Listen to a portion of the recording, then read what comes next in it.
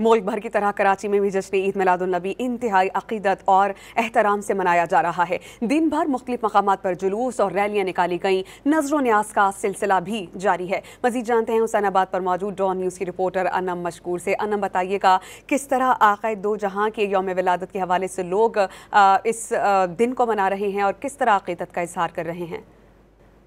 जी बिल्कुल, 12 रबी अव्वल के मौके पे हम देख सकते हैं कि कराची का कोई भी इलाका हो, हर गली हर मोहल्ला जो है सजाया गया है। खास तौर पे जश्न विलादत नबी मनाया जा रहा है।